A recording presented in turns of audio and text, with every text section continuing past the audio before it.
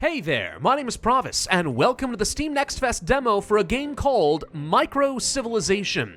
This is a clicker strategy game, and it may come as a surprise to some of you guys because I've made it no secret that I have a lot of disdain for the clicker genre as a whole. I think it is a recipe for carpal tunnel. The entire point of those games often is to click so much that you can afford multiplications and automation, so you get larger numbers with your clicks, and ideally, get to a point where you don't even have to click anymore. It's like playing a game so that you're freed of having to play the game. Kind of dumb. However, that bias does not mean that I am blind when there is some genuine innovation within this genre, and the fact that Microcivilization is able to actually incorporate some strategy and planning actually makes this kind of interesting, and it's why I want to show it off for you guys today. Our game begins in this fertile valley as you see over here. First thing we're going to do is go to our research, and we are going to start researching how to construct wooden hut housing. Let's go ahead and click on that. You can see our research is gradually starting to build up. The more people we have in our civilization, the faster we are going to get research. How do we get more people in our civilization? By clicking, of course. We go down here, and we just start clicking on some of our food, right? Do this, click, click, click, and you can see that we are going up to 9 out of 10, now 10 out of 10. All of a sudden, another population has arrived. Click as fast as you can, and all of a sudden you find that you're getting a fair number of extra people. All these extra people mean that we are now generating that extra science, which is great. So we finished up with this technology, we get to win the wooden hut, and that opens up a whole new project to the game. If we click down over in this direction, we can see that now we can start constructing housing. This is important because right now we have no free space for our population. We could continue trying to grow over here, but that's just gonna be a bunch of crowded homeless people. It's not gonna be an option. We're kind of stuck. So what do you do next? Well, you start clicking some more until you can chop down enough wood to build a hut, which gets us more free space, which means now we're able to house more population. And we just keep doing this, alternating between the housing and the growth, and all of a sudden we start building up a proper civilization, as you can see here. Let's go back to our technology. We're gonna go ahead and start researching some tools. Do this, and we're gonna start getting even more wood value per click, and also we start generating some passive wood. Now this does get into the element of a classic clicker, where you increase the value of every click so you get more impact a little bit faster, and try to optimize that is the best way to play the game, but also a little bit of optimization ain't gonna hurt no one either. So we're just gonna go ahead and just keep clicking for a little bit while we wait for this to happen. Now by gaining some extra population right up to a certain threshold, we have a worker. Workers can be assigned in workshops, which I will be building later, but also if they don't have any particular job, they start generating some passive food, which is what you see happening right now. So our population is slowly starting to go up without any interference on my end, and now that I finished that tech, the same thing can be said about our wood generation. So now our civilization is starting to hit a critical mass and growing all on its own. Let's go ahead and research the next technology. This would be the spearmen. Military units are an aspect to this game. While we wait for that to happen, let's notice that I did just complete a bonus challenge. I reached a population of 20. If we click on this right here, we get to collect this star. What exactly does it do? Well, it gets you a small boost to your science for a time, a 25% boost for the next 5 minutes. Huzzah! Also notice that the higher our population grows, the more food it starts passively consuming as well. Eventually, that means you are going to hit kind of an equilibrium state where you're not really gaining any more except for your direct interference by clicking as aggressively as possible. Now we are able to start getting ourselves some soldiers. Let me finish out this house real quick, then we're going to come over here and we're going to change our project. The spearman is a military unit. It does a small amount of damage, and it takes quite a few clicks in order to get one spearman, and you're only able to have one, at least at this stage of the game. But once you actually do have some military units, this opens up something new. We can explore the world map and start exerting our dominance across the world. So let's say I want to go over here where the star exists. This appears that there are some mammoths in the area. If we go here, we can, one, get a reward for the next 5 minutes, some passive food generation, but we are going to have to fight off the mammoths. So let's go ahead and confirm this here. In the meantime, let me get some more technology. What I want to grab, let's say, how about some cattle? Just start gaining some extra food per worker. You know, a little bit more passive food generation. Not the worst idea in the world. And all along the way, just keep on clicking. Now, one thing that is kind of enjoyable about this game, as you can see in the background, the more we play, the more our population grows, the more it seems to actually be genuinely evolving in the background. In fact, I just saw a house appear out of nowhere off in that direction. There is something satisfying about feeling like kind of the procedural and evolving reward for a lot of the clicking. It makes the psychological impact of doing lots of repetitive clicks and wearing out your wrist at least feel somewhat worth it. Let's go and start researching the hill fort next. Now, we're not going to have it in time for the mammoths, which, by the way, just arrived. So here they are running rampant. You can see there's a countdown timer before they start killing my people. Down over here, we can punch this thing, and you can see we just did some damage. This is your passive way of fighting back. However, we also do have these spearmen, so whammo, let's do a load of damage that way. Unfortunately, once you've used your spearmen, now you've got to click rapidly, as aggressively as possible, in order to get this back before it does any damage. So, boom, like so. The mammoths have now been defeated. It looks like they did a lot of damage, but overall, we're okay. Let's go ahead and click on this. We can get a common hero or better as a reward for defeating the mammoths, and we'll go ahead and start getting that passive food generation, which you can see happening here. Now it's going up so fast that I actually am going to run out of housing very quickly, and all of a sudden my priorities has changed, which is kind of cool. But there is something else I want to point out. So as you start gaining some of these heroes, you can see over in this area, we are going to have slots for different kind of governmental policies that are going to influence the development of our civilization. What do I mean by that? Well, for example, we have Elvis Maviti, an elite belief hero who is going to increase the base damage of our attacks, and whenever we do damage, we can have it stolen as some extra population, and we're going to have an autonomous skill mode, which I'll explain in just a little bit, but this is part of rationalism. If I click and drag it over here, bada boom. This is now a passive benefit that we've obtained. We also have Augustine Ernest, part of the caste culture. This is going to increase the amount of food we can get, and also whenever we attack an enemy, it stuns them for a little bit. So we'll go ahead and do this. As you complete special objectives, you get more of these of different rarity levels, and you can start passively increasing the power of your civilization. Kind of an interesting idea. Let's change up this technology. Let's go ahead and move on to the saw blade. I'm not going to use up my bonus over here until we are running low on this science boost over here. Let's change up our project. By the way, I want to get the hill fort. What the hill fort is going to do is when the enemy is going to be attacking us and we see that it's kind of ticking down, you noticed there was a threshold where once I get to this point, it kills a person. When I get to this point, it destroys a building, etc.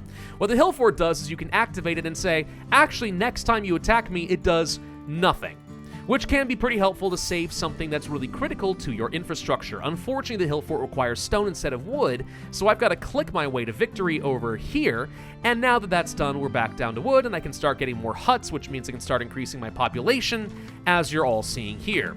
The sawmill is now done. This is the first of our workshops. By doing this, we are now able to open up a new project. This is going to increase the passive wood generation. That's important because we right now have 3 laborers available who could be working in a workshop. Obviously, since I don't have one, they're just getting me more food, and I don't really need more food, so let's get that. Now somebody is working over here. You can see we're generating passively 3 wood per second, which means the huts are going up faster all on their own, and we're starting to generate something over here, charges of extra wood. It's going to take a little while, but when I click on this button, we're going to get an influx of a whole bunch of free wood. Very helpful in a pinch when you desperately need to get yourself some more soldiers.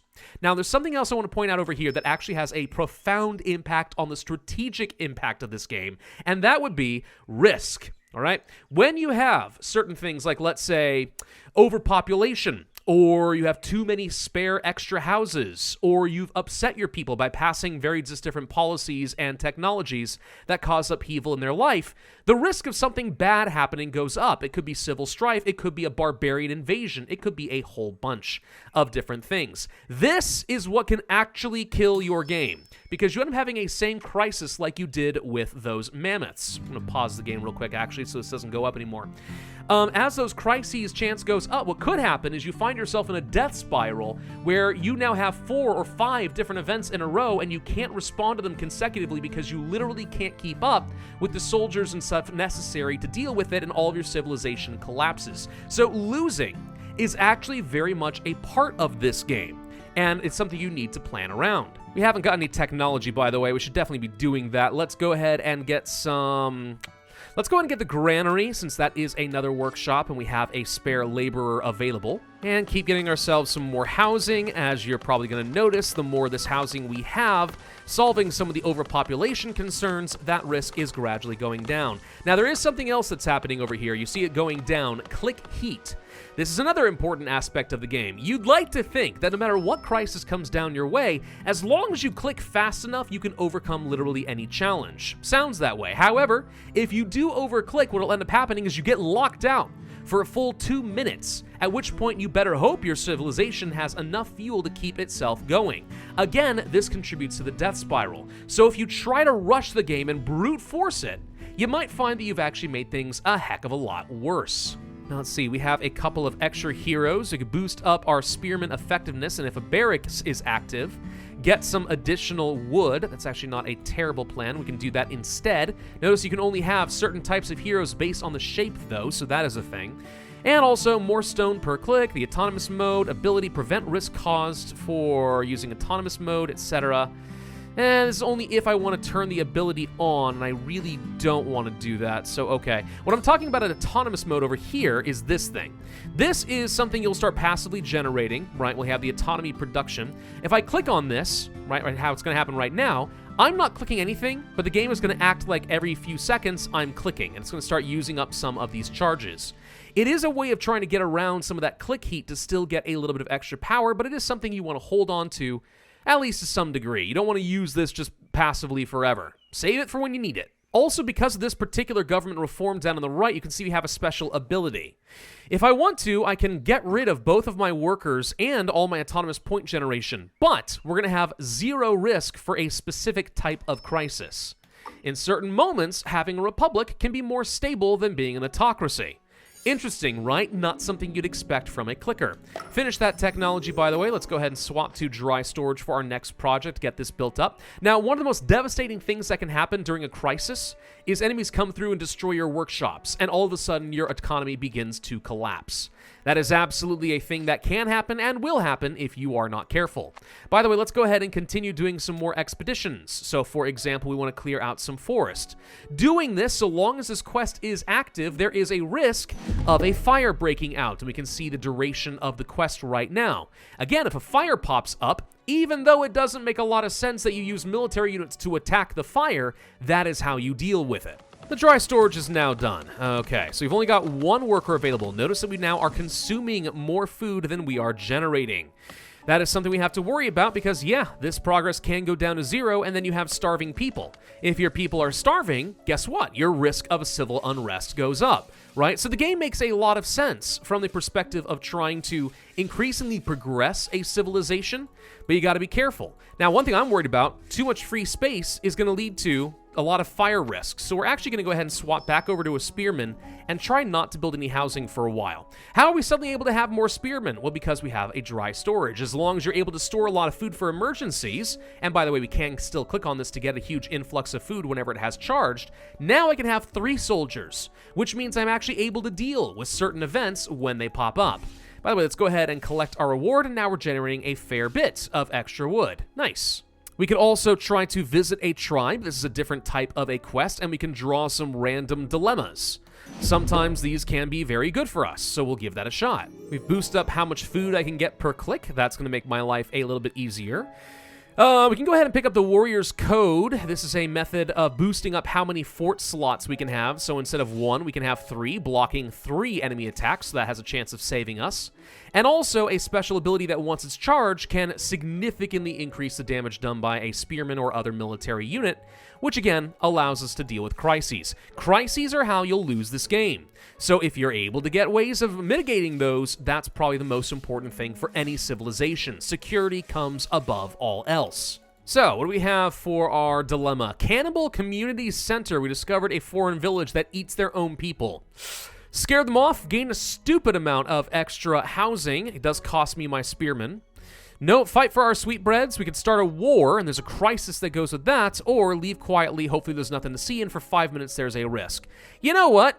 I say we go ahead and do a war. That could be fun to show off. Here comes some level 6 barbars! Oh no! Okay, the crisis is here. It will destroy us unless we defeat them. Here's what I'm talking about. Once this goes down, We have to worry about our houses, we have to worry about our people. If this ever goes down to 0, our civilization falls. So let's unpause the game. I can attack and stun them for at least a moment, then use some spearmen. I'm gonna go ahead and swap to a new project and start clicking our way to victory and try to get some more spearmen. Ideally, what I wanna do is attack them before they have a chance at getting to my housing and see if we can save these things, which maybe we can, maybe we can't. We barely did.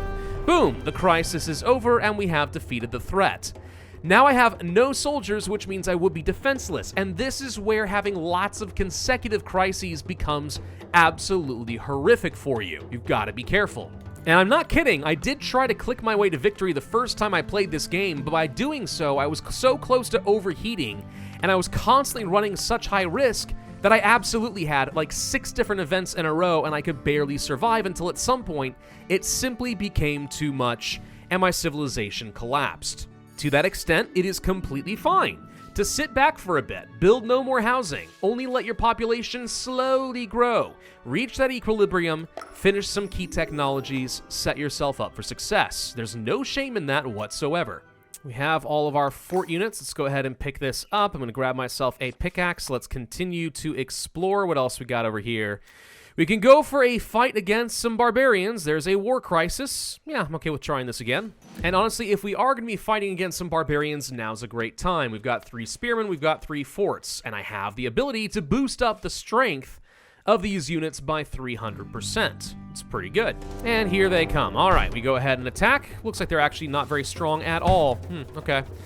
Well, a couple of spearmen should do the job. We'll just go ahead and start building out some replacements. I don't even think they're going to get to destroy one house. These are pathetic barbars.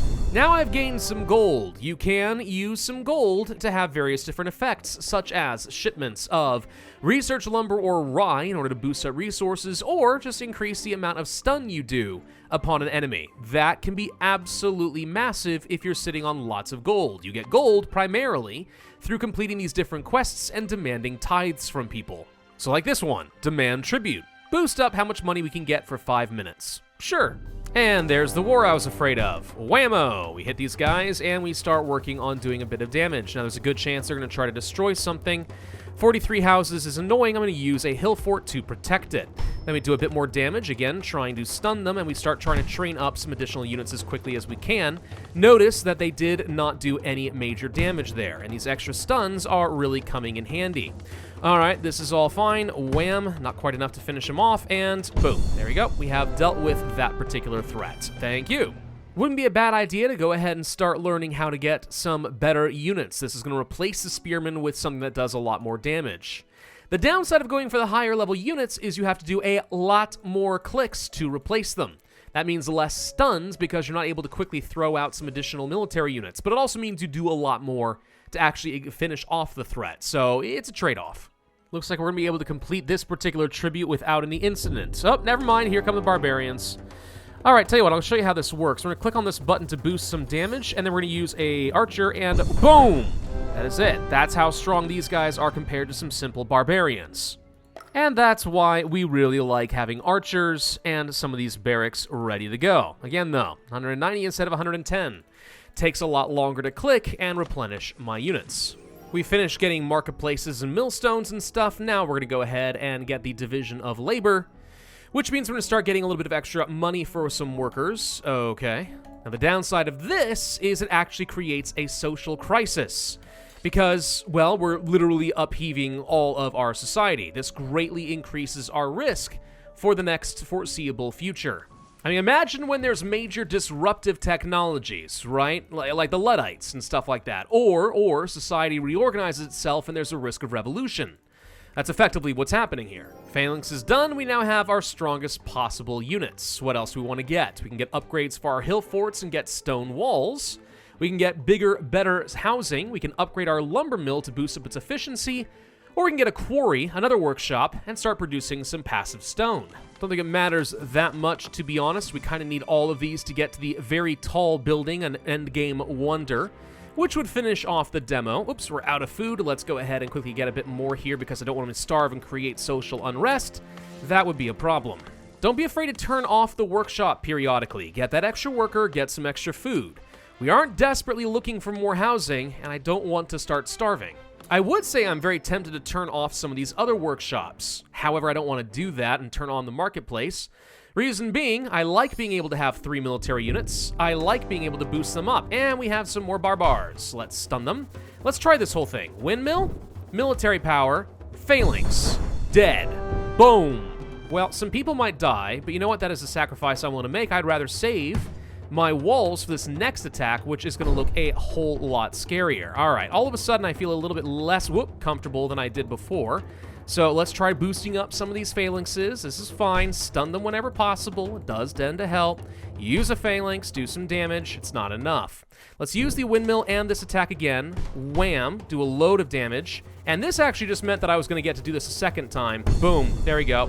And okay, we immediately have another follow-on threat. It's these barbarians, but guess who has no phalanxes to defend?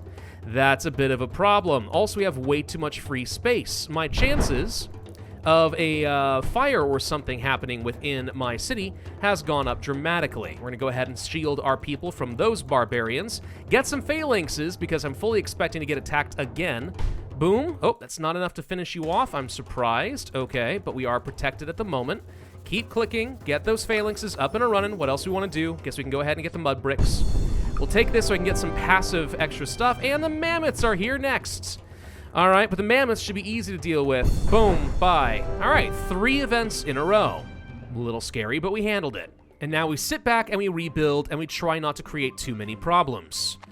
All right, we also finished up some quests somewhere. Where did I finish the quests? Way back over here. Whoops. All right, that's a research boost. So, do we want to go ahead and work on that last technology? The very tall building, a certain Tower of Babel? We could do that.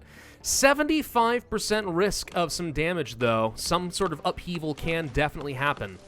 Scary. Let's go ahead and get our walls and stuff up first, and then we'll worry about it. There we go. All right, I think we're about as ready as we could be. Let's go ahead and try that.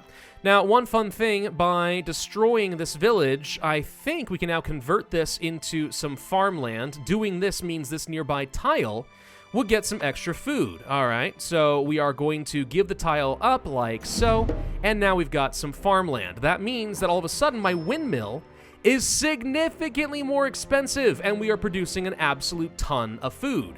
This is why you want to start clearing out some of these tiles and getting ready to conquer them for some extra value. Of course, sitting at a 75% chance of a social crisis is a little bit scary, so don't get cocky, kid.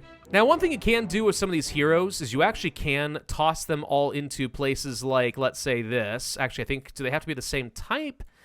There's something special that has to happen here. Maybe they all have to be the same symbol, or maybe different colors, something like this. Yeah, and then you can merge them. You can see if we had a lot of money, we would be able to create a special random rare quality hero. Something to do if you have a bunch of these extra heroes and you're not really sure what you want to do with them. Ah, yeah, here we go. Here's all the different recipes available. And the Tower of Babel has been researched. Okay, my next goal will be to upgrade that tower to level 10. This is the big goal of the game. Start building up the dang tower. Unlock Ascension. The Mammoth rugby team of Ava? Pardon me, what? I don't know why these guys are a rugby team exactly, but okay. Well, let's click our way to victory here. Don't forget I could pull on this, and I will actually to get myself some extra guys, and these guys are down. Boom, all right, with that taken care of, I can now convert this tile into a forest, which boosts up the value of my sawmill. Yeah, so again, the longer you take and the more you start kind of conquering the land around you, the more powerful you become. Cleopatra, another special hero, hello. An oligarch, other heroes added damages bonuses doubles. Well, that could become very good. So, we want to go ahead and start the process of building up the Babel Tower. I think the answer is obviously yes, and we have a quarry, which should be making this happen a little bit passively and also boost up my clicks dramatically. Great thing about Cleopatra and the oligarchy government, if I turn this on, I do run a 15% risk of an uprising, which is scary, but I get 150% extra stone, wood, and a resource I don't even recognize per second. Well, that's pretty cool. Work, slaves, work! So let's go ahead and move on to level 2, the Confusion of Tongues. Turn off the quarry, turn on the workshop. We should be able to build this extremely quickly now. Oh, and the Confusion of Tongues hath begun. Hold on. All right, so we can work on that. I don't mind doing a level 3, so we'll swap these guys around. Let's go ahead and boost up the power of our military and say, no, God, don't make me confused. Whammo! Whammo! That didn't do nearly as much as I would have liked. Uh-oh. God is scary. Cause a 40% disease risk? Fire risk? Fire risk? This is literally intended to create a situation where your civilization spirals out of control, isn't it? Oh, yes, it is. Doesn't matter. We were able to delete the threats, which means we're good to go. Okay, thankfully. Doesn't mean I don't have any threats, though. Still have an uprising chance, still have a war chance regardless. So let's not get too crazy. Things can still go horribly wrong for us. Let's get some housing, by the way. We're running out. And the next confusion of tongues begins. Stun that immediately. Fire risk, huh? Okay. I think once again we do this, whack, and we need to start getting some more phalanxes. Get the walls up and running. We're trying not to fall apart here. Hit this again. That didn't do a lot. Stun it where we can. Hit you, hit you. There we go. Starting to get there. What's this? Kill 925 people? Jeez. Use my wood. Get this. Boom. That could have wiped out most of my civilization. And that is why it's worth taking our time. If we try to rush down the Tower of Babel for the heck of it, I'm not going to have enough resources to... Ah, dang it, the Celts are here. See what I mean? All of a sudden, we have another problem. There we go. Okay. It's getting out of control. We're spiraling. Oh my gosh, my risk generation is going up so much right now. Oh no, this level 10 confusion's really bad. Got it. Good Lord. Okay.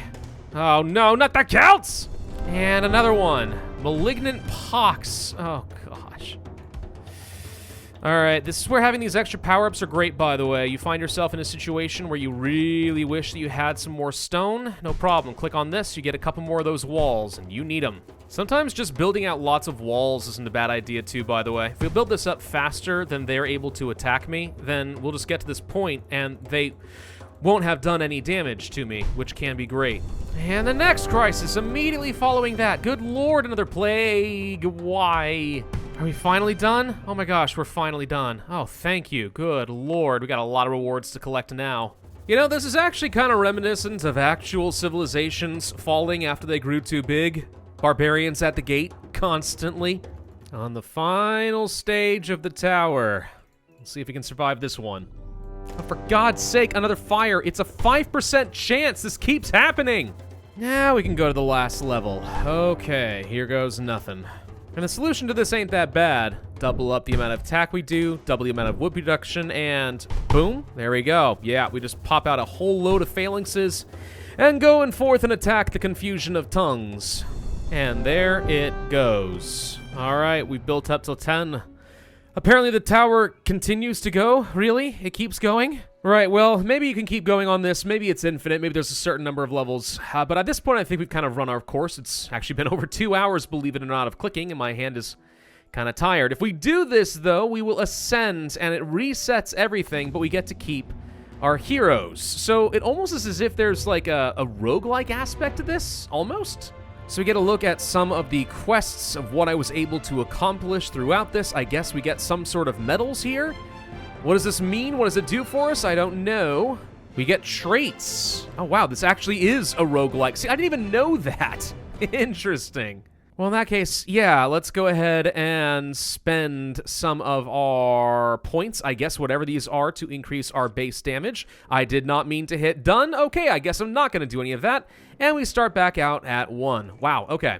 So do you see what I mean that this is an interesting idea for a clicker? It's one that actually is intended to keep you properly engaged because you can feel it building upon itself as you actually construct a civilization. Yes, the crises do get a little bit annoying at times. Yes, the game does suffer from the same problem I have with a lot of clickers, but at least this is engaging, right? There's an innovation and a strategy and a planning aspect to this, and you feel like you're working toward a meaningful goal. I can't say that's true about most of the rest of the genre. So that's Microcivilization, everybody.